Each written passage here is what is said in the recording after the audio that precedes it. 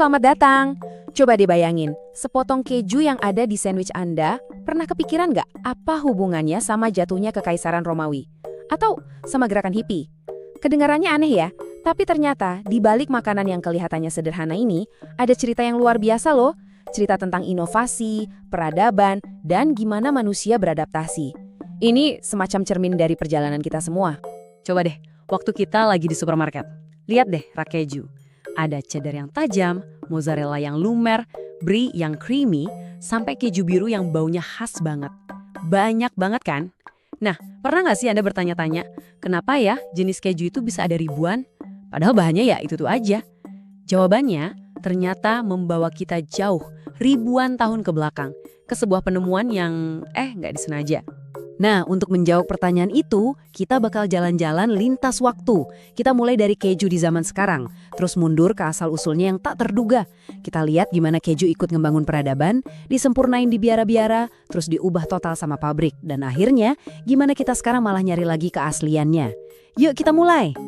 Oke, bagian pertama, keju di dunia modern. Ya, sekarang ini kan keju ada di mana-mana, mulai dari isian roti buat bekal sampai jadi bintang utama di charcuterie board yang mewah itu. Jadi, keju itu bukan cuma makanan pengganjal perut lagi, udah jadi simbol status, bagian dari gaya hidup kuliner di seluruh dunia. Tapi, status keren ini nggak datang tiba-tiba loh. Ini hasil dari perjalanan ribuan tahun loh. Dan percaya nggak percaya, semua kemewahan itu berawal dari sebuah ketidaksengajaan. Sebuah kecelakaan, bisa dibilang. Biar paham, kita harus putar waktu jauh banget ke belakang. Sekitar 10.000 tahun lalu, ke masa di mana susu itu barang super berharga, tapi gampang banget basi.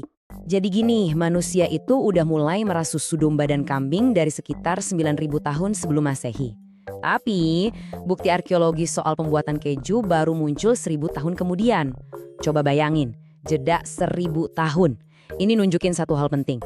Keju itu kayaknya bukan penemuan yang direncanakan, tapi lebih kayak solusi darurat yang muncul karena ada masalah besar, yaitu gimana caranya mengawetkan susu.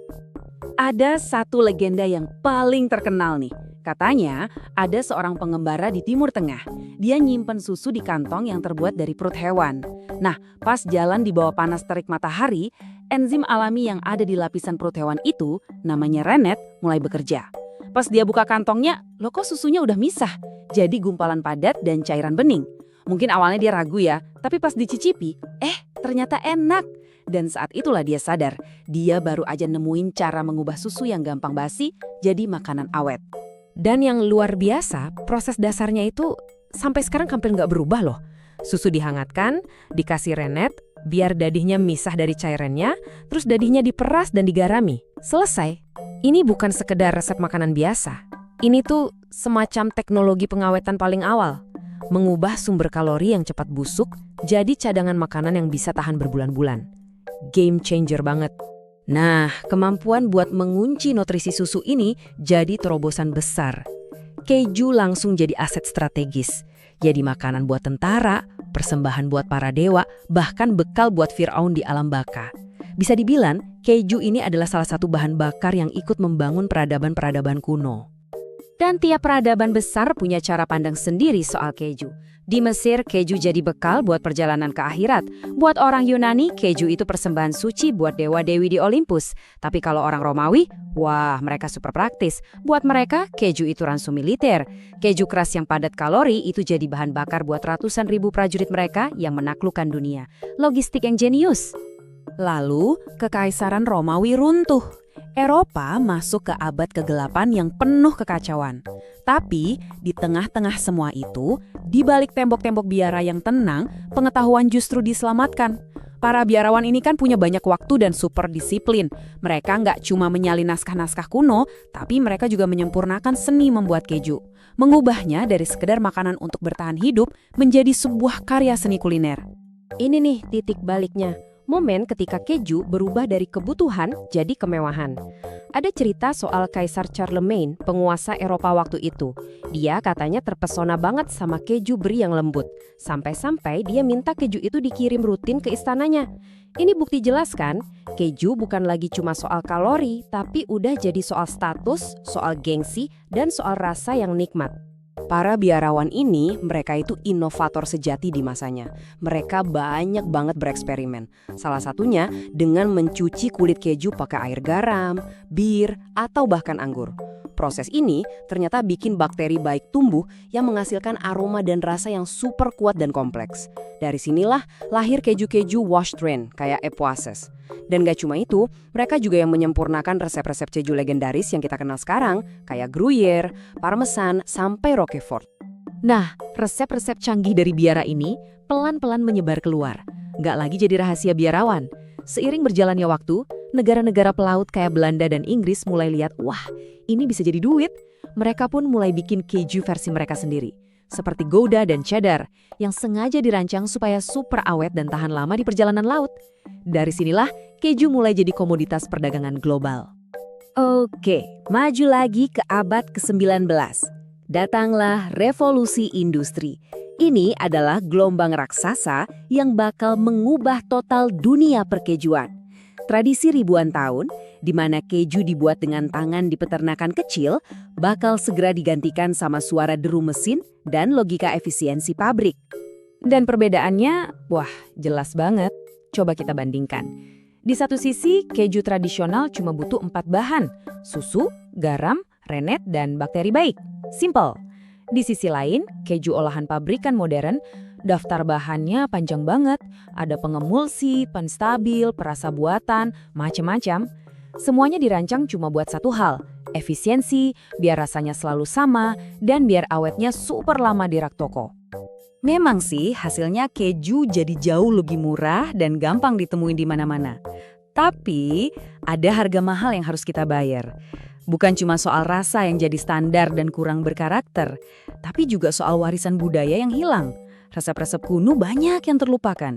Dan ada satu lagi nih yang menarik, peran perempuan yang selama ribuan tahun jadi pembuat keju utama di rumah-rumah tiba-tiba tergantikan oleh mesin-mesin di pabrik yang kebanyakan dioperasikan oleh laki-laki. Tapi ceritanya nggak berhenti di kemenangan pabrik. Ternyata ada perlawanan. Sebagai reaksi atas semua yang serba seragam dan instan itu, beberapa dekade terakhir ini muncul sebuah gerakan baru. Sebuah kebangkitan buat merebut kembali jiwa keju yang otentik. Dan yang unik, pemicunya datang dari tempat yang nggak disangka-sangka. Gerakan counterculture atau hippie di Amerika tahun 60-an.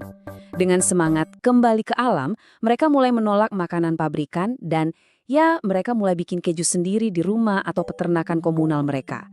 Gerakan yang awalnya dianggap aneh dan ada di pinggiran ini ternyata pelan-pelan menyebar ke seluruh dunia. Kalau di Eropa, perlawanannya lebih terstruktur. Mereka bikin sistem perlindungan formal, contohnya kayak Appellation d'Origine Contrôlée atau disingkat AOC di Prancis. Gampangnya ini tuh semacam hak cipta buat makanan. Jadi ada aturan hukum yang mastiin kalau keju dengan nama tertentu, misalnya Roquefort, cuma boleh dibuat di daerah asalnya, pakai resep asli, dan ngikutin tradisi turun-temurun. Nggak boleh sembarangan.